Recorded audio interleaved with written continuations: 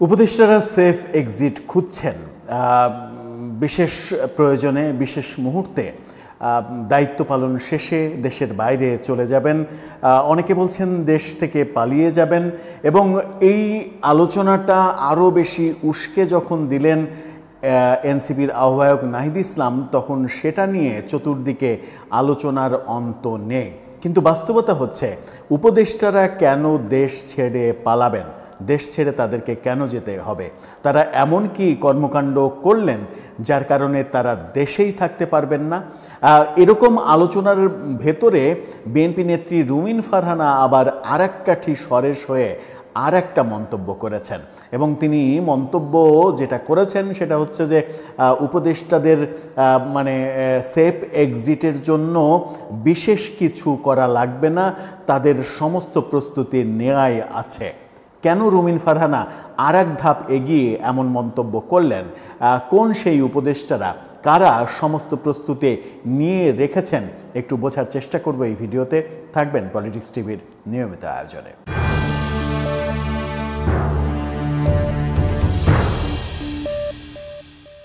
দর্শক, বলছিলাম সেফ এক্সিটের কথা। সেফ এক্সিটের আলোচনা থামছেই না। এবার রুমিন ফারহানা সেই আলোচনার আগুনে ঘি ঢেলে দিলেন রীতিমতো।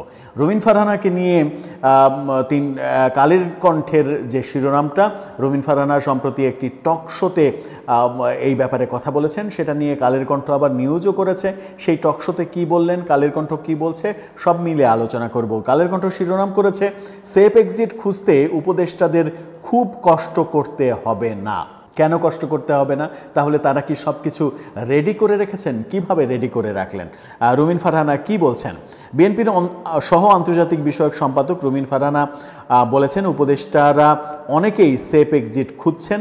আমার মনে হয় সেফ এক্সিট খুঁজতে উপদেষ্টাদের খুব বেশি কষ্ট করতে হবে না, কারণ ম্যাক্সিমাম উপদেষ্টা ডুয়েল সিটিজেনশিপ নিয়ে চলছেন।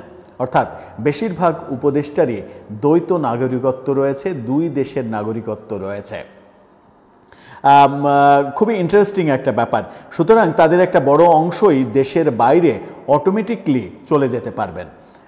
অর্থাৎ তিনি বলছেন যে যাদের ডুয়েল সিটিজেনশিপ রয়েছে, যারা বাংলাদেশের নাগরিক এবং অন্য আর একটা দেশের নাগরিক, তারা খুব সহজেই, তাদের তো কোনো বেগ পেতে হবে না, বিমানে চাপলেই অন্য আর একটা দেশে তিনি চলে যেতে পারবেন। সুতরাং তারা খুব সহজেই সেফ এক্সিট পেয়ে যাবেন, এমন মন্তব্য তিনি করলেন। যে আলোচনাটা অনেক দিন থেকে ছিল যে উপদেষ্টা পরিষদের অনেক সদস্য এবং এই সরকারের অনেক সদস্য দ্বৈত নাগরিকত্ব নিয়ে তারা বাংলাদেশে কাজ করছে, এমনকি এই সরকারের যে ঐক্যমত্য কমিশন, সেই ঐক্যমত্য কমিশনেরও বড় বড় পোস্টে যারা রয়েছেন তারা দ্বৈত নাগরিক এবং বিদেশ থেকে নিয়ে এসে সংবিধান সংস্কারের কাজ করাচ্ছে, বিদেশি নাগরিককে দিয়ে সংবিধান সংস্কারের কাজ করাচ্ছে এই সরকার, এরকম সমালোচনা অনেক দিন আগে থেকেই ছিল।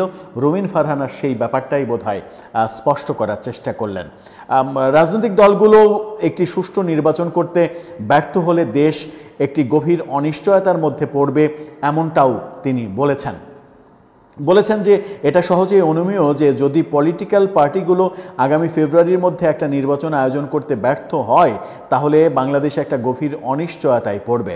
অন্তর্বর্তীকালীন সরকারের ব্যর্থতার কারণে আওয়ামী লীগ কোনো প্রকার অনুশোচনা না করেই রাজনীতিতে ফেরার চিন্তা করছে বলেও তিনি দাবি করেছেন। অর্থাৎ অন্তর্বর্তীকালীন সরকারের ব্যর্থতার কারণে আওয়ামী লীগের ফেরাটা অনেক সহজ হচ্ছে। যে আলোচনাটা চতুর্দিকে চলছে, আওয়ামী লীগ ফিরতে যত সময় লাগতো তার চাইতে অনেক বেশি কম সময় লাগছে অন্তর্বর্তীকালীন সরকারের নানা রকমের ব্যর্থতা।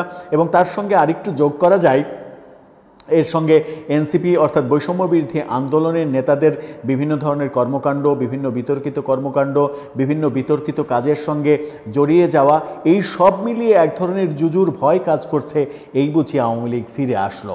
কিন্তু উপদেষ্টাদের ব্যাপারে তিনি যে মন্তব্য করলেন, অর্থাৎ বেশিরভাগ উপদেষ্টারই দ্বৈত নাগরিকত্ব থাকার কারণে সেফ এক্সিট নিয়ে তাদের খুব বেশি কষ্ট করতে হবে না। কিন্তু সেফ এক্সিটটাকে তিনি কিংবা এই আলোচনায় যারাই সম্পৃক্ত হচ্ছেন তারা দেশ ত্যাগ ভাবছেন কেন? সেফ এক্সিট মানে নিরাপদ প্রস্থান, অর্থাৎ সরকার থেকে নিরাপদ প্রস্থান, এটাই হওয়ার কথা।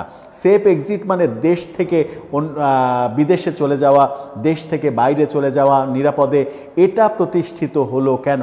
এটা প্রতিষ্ঠিত হলো কি এক ধরনের বলা যায় যে শেখ হাসিনা যেমন দেশ ছেড়ে চলে গেলেন, সেই ব্যাপারটার লেজ ধরে এখন কি এই দেশ ছেড়ে চলে যাওয়ার ধারাবাহিকতা তৈরি হবে এবং এই ধারাবাহিকতা কি থামবে না? যেটা আমরা বিভিন্ন আলোচনায় বলার চেষ্টা করেছি যে এটা যদি উদাহরণ তৈরি হয় যে কোনো দল সরকার থেকে চলে গেলে তাদেরকে দেশের বাইরে চলে যেতে হবে, পালাতে হবে, তারপরে যে সরকার আছে সে যখন সরকার থেকে চলে যাবে তাদেরকে দেশের বাইরে পালাতে হবে, এই উদাহরণগুলো যদি সৃষ্টি হয় তাহলে বাংলাদেশের রাজনীতির জন্য সেটা একটা বড় অশনি সংকেত।